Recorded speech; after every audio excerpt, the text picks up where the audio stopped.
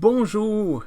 Après quelques semaines de repos, de vacances, d'interruption, je recommence mes messages du milieu de la semaine, des messages qui réfléchissent soit sur un texte biblique ou sur l'actualité.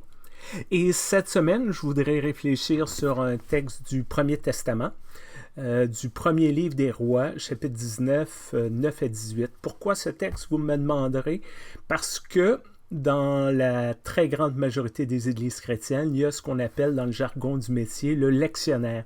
Une série de textes suggérés, pas obligatoires, mais suggérés pour chaque semaine, pour chaque dimanche. Et c'est un des textes de dimanche prochain, mais ce n'est pas le texte sur lequel je vais prêcher. Donc, c'est une réflexion sur ce qu'aurait pu être dimanche prochain, je pourrais dire. Qu'est-ce qu'on trouve dans ce texte-là du premier livre des Rois? Le grand prophète Élie. Les Israélites ont au cours de leur grande histoire, leur grande épopée de grands prophètes, et Élie est l'un des plus grands d'entre eux.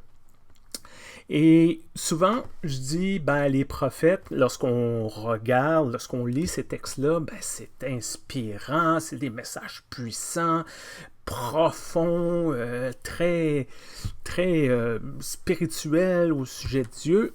Mais la vérité, c'est que à peu près tout le monde détestait les prophètes. Surtout les autorités du temps, mais pas mal les gens aussi. Parce que ce que les prophètes faisaient finalement, c'est que constamment ils disaient aux gens, la façon que vous vivez, vos valeurs, vos décisions, c'est pas ce que Dieu veut. Puis ils reviennent toujours là-dessus. Puis les êtres humains étant ce qu'ils sont, n'aiment pas ça d'habitude se faire critiquer. Alors plus spécifiquement, on a le roi Akab et son épouse, la célèbre reine Jézabel. Ce qu'on comprend dans ce texte-là, ils sont plus capables d'endurer Élie. Ils se disent, on va le tuer, on va s'en débarrasser pour toujours, c'est pas une chose de faite. Alors Élie entend ça, s'enfuit naturellement, et au bout de ses pérégrinations, se ramasse dans une caverne. Et le Seigneur vient à lui dans cette caverne et lui demande, pourquoi es-tu ici? Et Élie répond, je t'aime Seigneur, mais je suis plus capable, ton peuple m'écoute pas, il détruit tes lieux de culte, personne n'est fidèle à toi, il y a juste moi qui reste, je suis tout seul, je suis plus capable. Ok, les nerfs. Alors le Seigneur dit à Élie, sors de la caverne, puis tu vas me voir passer. Élie sort, puis là, il y a un grand vent violent qui arrive, qui brise tout sur son passage, mais Élie comprend que le Seigneur n'est pas dans le vent. Ensuite, il y a un tremblement de terre là, qui fait trembler tout. Là. Le Seigneur n'est pas dans le tremblement de terre. Il y a un feu là, impressionnant qui débute, qui ravage tout. Mais le Seigneur n'est pas dans le feu.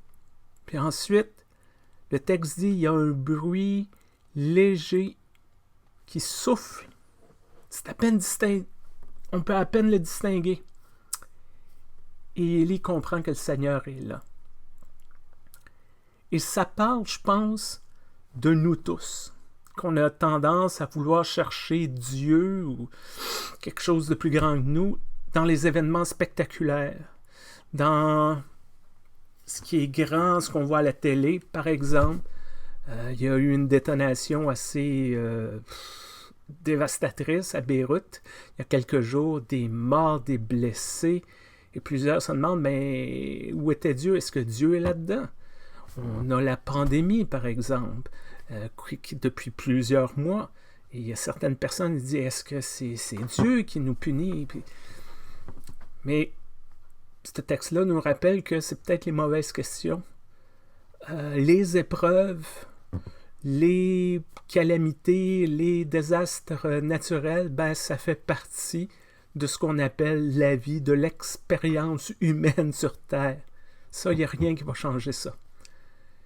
Chercher Dieu, c'est peut-être, et le trouver, c'est peut-être dans les choses les plus banales, les plus triviales, les moins spectaculaires qu'on peut le faire, parce que ça demande de prendre le temps, peut-être de s'arrêter, de discerner, de porter attention vraiment aux détails autour de nous.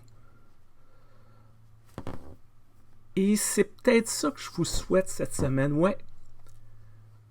De trouver le temps d'arrêter, de faire le choix, de prendre le temps d'arrêter, de regarder autour de soi, peut-être de tasser là, tout le bruit, toutes les, je pourrais appeler les déchets qui empoisonnent notre vie, tout ce qui nous distrait de l'essentiel, puis d'essayer de découvrir quelque chose d'un peu plus profond,